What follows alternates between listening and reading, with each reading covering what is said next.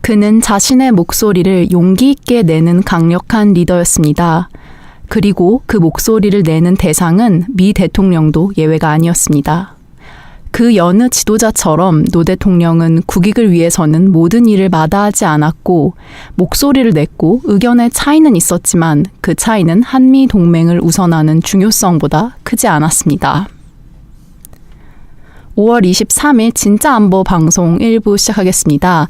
저는 문채원이고요. 옆엔 정옥식 대표와 함께하고 있습니다. 안녕하세요. 네, 안녕하세요. 방금 전에 소개해 주신 말은 누가 한 건가요? 네, 이제 노무현 대통령 서거 10주기를 맞아서 네. 또 그 당시 미국 대통령이었던 부시 대통령이 와서 추도사를 한 내용인데요. 네. 추도사 중에서 뒷부분을 한번 뽑아서 소개를 해드렸습니다. 네, 국익을 위해선 어떤 얘기도 자신 있게 얘기를 했고 그 속에서 이제 이견도 있었지만 그래도 이제 한미 동맹보다 더 우선한 건 없었다. 뭐 이런 어떤 얘기인 것 같네요. 네. 참 여러 가지 그 감정이 교차하네요. 그러니까 조지 W 부시 전 대통령이 지금 봉화마을에 가서 그 노무현 대통령 서거 10주기 추도식에 참석을 하고 그리고 이제 추모사도 낭독을 했죠. 네. 그런 모습을 보면서 여러 가지 생각이 드는데 우선 드는 생각이 한국의 역대 대통령 가운데 미국 대통령과 재임 기간을 가장 오래 했던 대통령이라는 표현도 그렇습니다. 아무튼 전두환, 레이건 그 콤비였고요. 네. 예. 두 번째가 바로 노무현 대통령과 부시 대통령이었어요. 네, 그렇죠. 예. 이제 그러니까 2003년 2월 달에 노무현 대통령이 그 청와대에 들어갈 때 그때 미국 대통령이 부시였고. 네. 그죠? 예. 퇴임할 때도 부시였죠. 예, 퇴임할 때도 부시였습니다. 그래서 만 5년을 꽉 채웠던 그런 이제 부분도 좀 생각이 나고 그리고 뭐 얼마 전에 그 이해찬 더불어민주당 대표가 노무현과 부시가 이렇게 좀 뭐 많이 싸우고 다투기도 했지만 그 과정에서 정도 많이 들었다. 뭐 이렇게 이제 또 촌평도 하고 그랬는데 오늘 뭐 10주기 특집 이란 표현은 좀 과하지만 네. 아무튼 예 오늘 또 노무현 전 대통령 서거 10주기를 맞이해서 노무현과 부시의 관계를 중심으로 해서 한번 그 당시에 여러 가지 있었던 일을 한번 되짚어보는 시간도 가져보면 의미가 있을 것 같아요. 네. 말씀하신 것처럼 저는 이제 노무현 대통령이랑 부시 대통령이 상당히 아웅다웅하면서 지냈고 또 노무현 대통령은 또 많이들 반미 대통령으로 남아 있잖아요. 그런데 그 노무현 대통령의 10주기 추도식에 부시 대통령이 이제 참가한 것도 모자라서 추도사도 낭독하고 노무현 대통령 그림을 그려가지고 초상화까지 선물을 했는데 네. 상당히 가까운 사이였나 봐요. 실제로 뭐 싸우면서 다투면서 정이 들었는지 아닌지 제가 잘 모르겠습니다만 아무튼 이제 그 노무현 대통령이 굉장히 좀 이렇게 서민적이고 인간적인 면모가 강했던 지도자라고 하는 것은 이제 우리 국민들이 많이 기억들을 하고 또 이제 조지 W 부시 같은 경우에는 좀 심하게 그 비판하는 사람들은 전쟁광. 네. 왜냐하면 그 이라크와 아프가니스탄을 침공을 해서 아직까지도 그 지금 비극이 끝나지 않은 이런 어떤 상태를 초래한 장본인이기 때문에 전쟁광이란 표현도 많이 썼었고. 그리고 특히 이제 그때 남북 관계가 굉장히 좋아질 때였는데 부시가 미국 대통령이 되면서 다 물거품이 됐던 또 우리 그 한국 사람들한테 굉장히 안타까웠던 실망스러웠던 그런 기억들이 있기 때문에 부시 대통령에 대해서 상당히 비판적인 생각을 많이들 갖고 있습니다. 저도 마찬가지고. 네. 그렇지만 또 부시가 굉장히 또 이렇게 이 친화력이 강한 그런 사람이었다래요. 그런가요? 굉장히 또 이 뭐 부시도 그렇고 네오콘들도 그렇고 이 사람들의 특징이 대외 정책은 굉장히 강경하고 일방주의적인 성격이 강한데 사람들을 또 대하는 건 굉장히 또 인간적인 면모를 많이 좀 보여주면서 그런 것들이 하나의 이제 매력으로 작용해서 이제 정치적으로 성장할 수 있었다 이런 평가도 갖고 있기 때문에 뭐 두 분이 인간적으로 좀 친해질 수 있는 그런 어떤 이제 성품은 좀 갖고 있었다 이렇게 볼 수는 있겠죠. 네. 아니, 찾아보니까 2010년에 부시 전 대통령이 결정의 순간이라는 이제 책을 집필을 했는데 네. 거기에서 노 전 대통령의 서거를 두고 2009년 그의 갑작스런 죽음을 접하고 깊은 네. 슬픔에 빠졌음을 밝히고 싶다라고 네. 썼다고 해요. 네네. 그래서 보이는 건 모르겠지만 어쨌든 마음속으로는 그래도 어느 정도 생각을 좀 했나 보다라는 느낌이 들더라고요. 네. 아무래도 그 5년 동안 같이 한 지도자이기 때문에 여러 가지 생각이 들겠죠. 특히 이제 그때, 그러니까 참으로 안타까웠던 거는 이제 이제 전 대통령이라는 표현을 떼고 네. 노무현을 이제 표현을 하면 노무현이 그 2002년도 그 민주당 대선 후보 때 그런 얘기를 한 적이 있었어요. 모든 건 다 깽판 쳐도 좋다. 네. 남북 관계만 잘 풀리면 된다. 뭐 이런 어떤 취지의 발언을 해가지고 그래가지고 이제 굉장히 그 보수 언론이나 이제 보수적인 그 정당에서 정치인들이 비난을 많이 했었거든요. 네. 그럼 뭐 다른 건 다 깽판 치자는 얘기가 아니잖아요. 그쵸. 이제 그만큼 중요하다. 남북 관계가 중요하다. 왜냐하면 2002년 그때 보면은 부시는 뭐 북한을 악의 축이라 부르고, 그죠? 거기에 이제 북한도 맞서가지고 다시 이제 핵카드를 만지작거리고 네.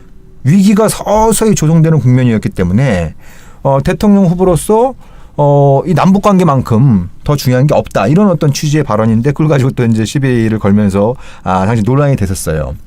근데 그 굉장히 좀 안타까웠던 것들은 부시가 그때 굉장히 좋은 기회였거든요. 네. 그러니까 지금 이 북핵 문제가 도저히 다루기 힘들 정도의 커다란 괴물처럼 커져 있지만 그때 부시가 그 이전에 있었던 김대중 또 클린턴 행정부의 대북 정책을 잘 계승 발전시켰으면 이 지경까지 올 리가 없었습니다.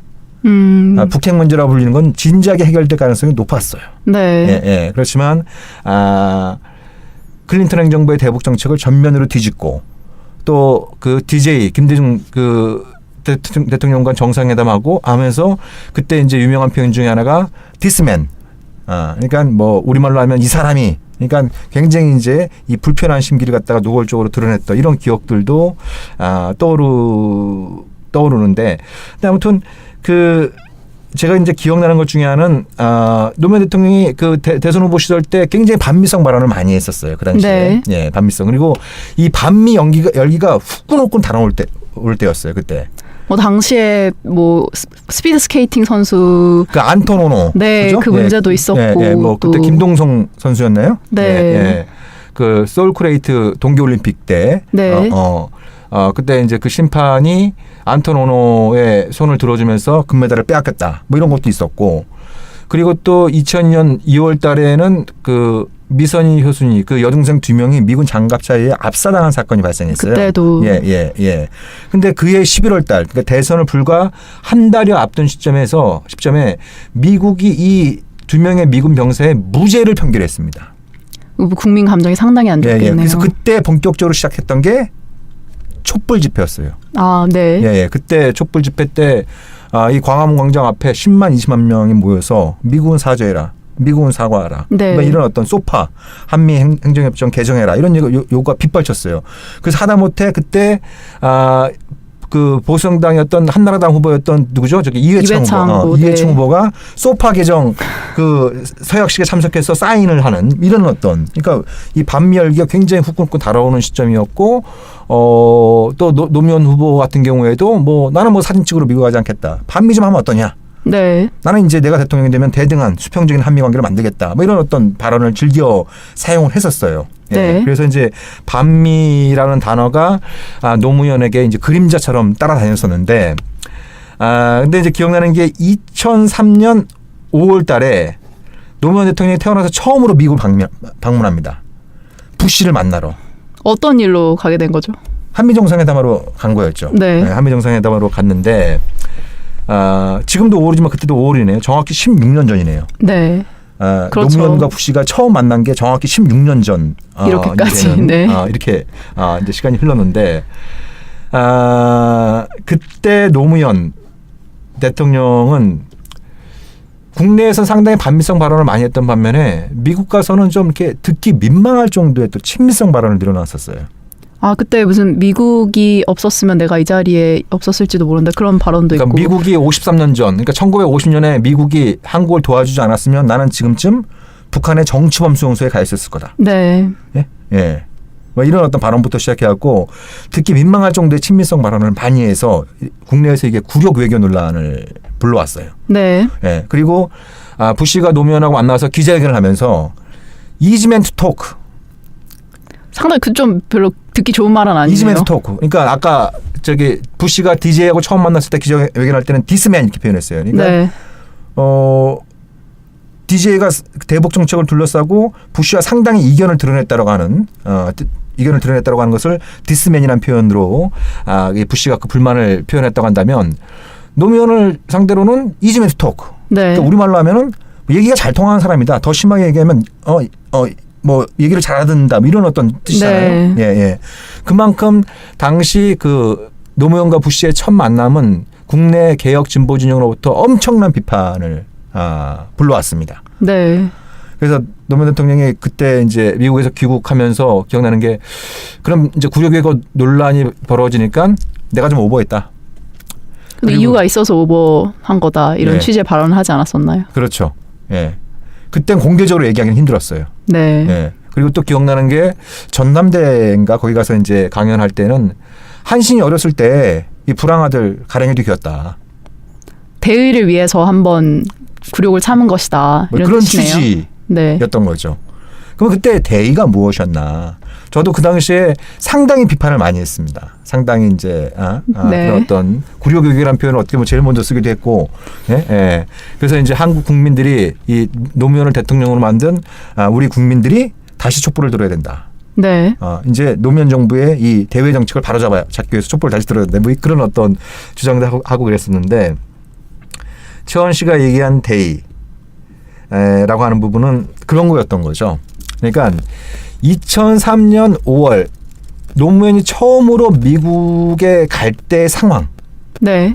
이걸 우리가 한번 복기해 볼 필요가 있습니다. 그러니까 노무현이 대통령이 되자마자 뭐 안보 IMF라는 표현이 나올 정도로 굉장히 그 심각한 또 풀기 어려운 안보 문제들이 동시다발적으로 터졌어요. 그때 네 많았었죠 뭐가. 북미 간의 전쟁 위기는 뭐 기본으로 깔렸던 거고 또 미국은 한미동맹을 바꾸자고 자꾸 재촉하고 네. 그리고 또 미국 이라크 침공하면서 한국한테 파병하라고 막 요구하고 예.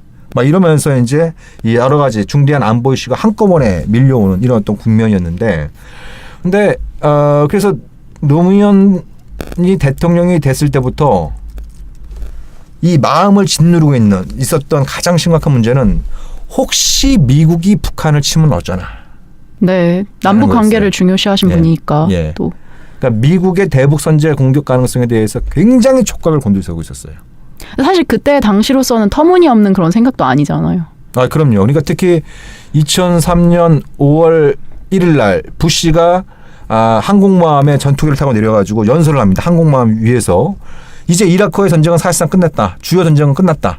우리는 승리했다. 네. 다음 악의 국가들은 각오해라. 막 이런 분위기였거든요. 네. 예. 다음 악의 국가가 어떤 나라예요? 북한, 이란 이랬는데 네. 이란은 그때 비교적 잠잠했어요. 근데 북한은 대놓고 플루토늄을 생산해 생물을 만들겠다. 네. 그러니까 미국과 대놓고 맞짱을 뜨고 있었던 그런 상황이었는데 부시가 이제 이라크 전쟁은 끝났다. 그러니까 그거를 갖다 방송으로 보고 있었을 노무현 대통령이 어떤 심정이었을까?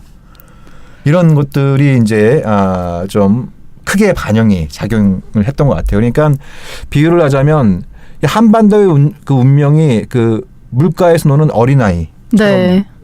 비춰졌던 거예요. 그러니까 다른 부모의 눈에는 그 아이가 별로 위험해 보이지 않는데 그 네. 아이의 눈에는 그 아이의 부모의 눈에는 그 아이가 굉장히 위험해 보일 수 있는 거잖아요. 그렇죠. 바로 그게 당시 노무현의 심정이 아니었을까. 뭐 그런 어떤 생각을 좀 갖게 되죠.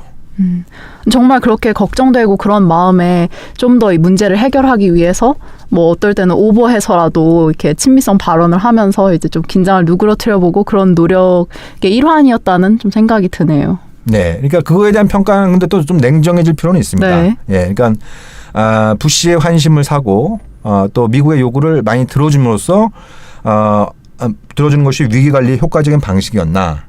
아니면 노무현은 이런 사람이라고 하는 건 미국이 이미 짐작을 하고 있었잖아요.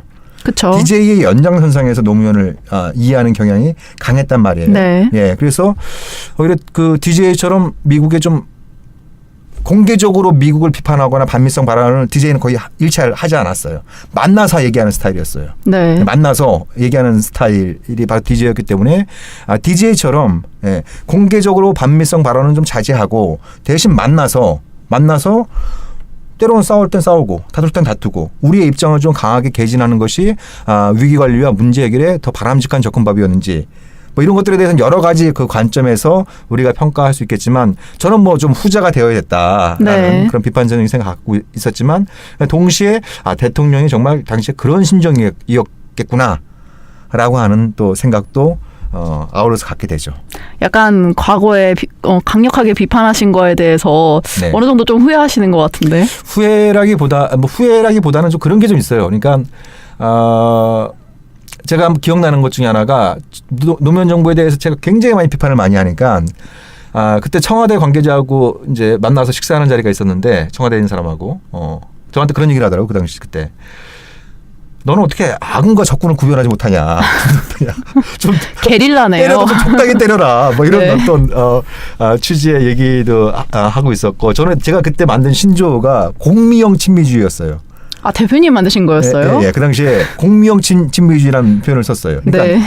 미국의 요구, 미국의 정책이 굉장히 많은 문제가 있고 불만이 많더라도 이거를 들어주지 않으면 미국의 요구를 들어주지 않으면 왠지 해코지 당할 것 같은 불안감 네. 이런 것 때문에 이 친미적인 정책을 하게 되는 뭐 이런 어떤 그 모습들을 보면서 제가 공명 친미주의 이런 표현도 그때 만들기도 했었거든요. 네. 그래서 그때 그 노무현 정부에 있는 분들하고 있었던 분들하고 굉장히 좀 많이 다퉜어요.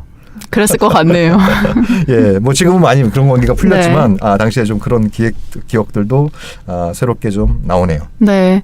노무현 정권 때 이제 외교적으로 뭐 실패했던 부분도 있다고 하지만 딱 이 부분은 좀 성과로 꼽히는 부분이 있는데 이제 2003년 10월 한미 정상회담에서 부시가 북한의 안전을 서면으로 보장할 수 있다라고 발언을 하잖아요. 네. 그래서 이 발언을 두고 노무현 정부의 이제 뭐 말씀하신 대로 공미형 친미주의가 그래도 어느 정도 성과를 냈다라고 하는 평이 많은데 어떻게 생각하세요?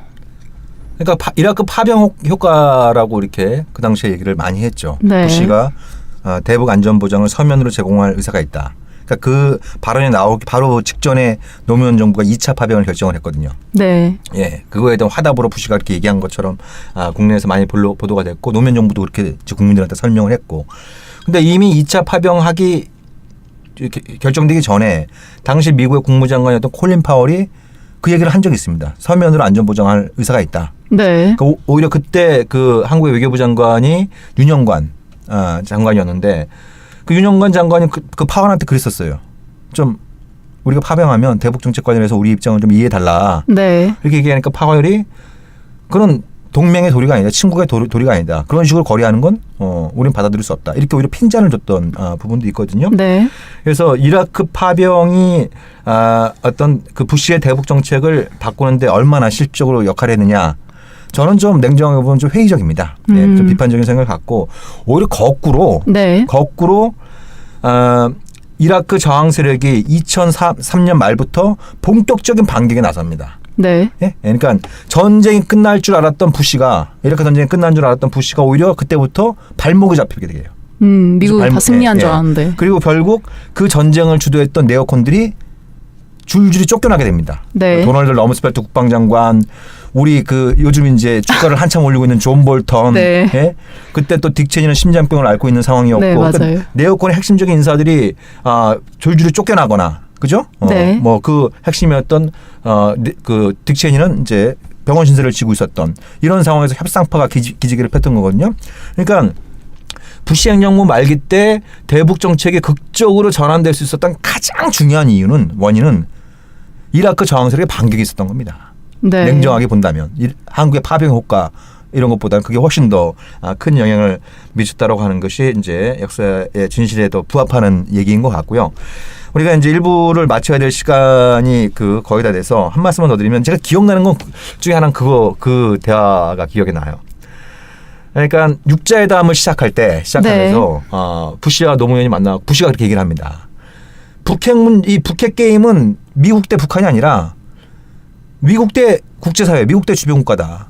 그래서 이건 5대1로 북한을 압박해야 된다. 이렇게 이제 얘기를 합니다. 그러니까 거기에 대해 노무현이 한국 속담에 쥐도 고양이가 쥐를 지나치게 구석으로 놓으면 그 쥐가 고양이를 물 수가 있다. 네. 이렇게 얘기를 해요. 그러니까 부시가 이렇게 얘기를 하죠. 고양이가 한 마리면 쥐가 물 수 있지만 고양이가 5마리면 쉽게 못 문다. 네. 이렇게 얘기를 해요. 그러니까 그거에 대해서 노무현이 아니다.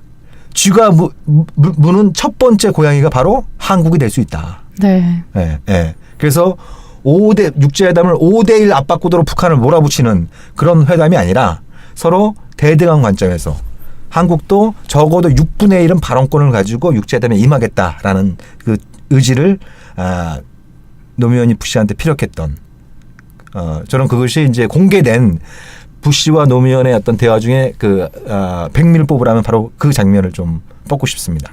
10여 년 전에 이루어진 대화인데도 불구하고 현재에도 약간 어느 정도 통용되는 부분이 있는 것 같네요. 그럼요. 예, 우리가 이제 그런 어떤 부분들에 대해서 한번 뭐 냉정하게 평가해야 될 부분도 있고 또 이제 노무현의 업적, 노무현의 정신을 계승 발전시키자 이런 목소리들도 높아지고 있는 상황이잖아요. 네. 그렇다고 한다면 노무현의 업적에 대해서 지나치게 우리가 뭐 과대 포장할 필요는 없지만 그 정신, 특히 부시가 그 재선에 성공하면서 노무현이 보여줬던 어떤 좀 이렇게 당당했던 모습, 할 말을 하는 모습, 네. 이런 부분들에 대해서는 우리가 다시 한번 좀 환기해야 되지 않을까 그런 생각도 갖게 되네요. 네, 오늘 노무현 전 대통령의 서거 10주기를 이제 애도하면서 방송을 했는데요. 저희는 2부로 다시 돌아오도록 하겠습니다. 감사합니다. 네, 고맙습니다.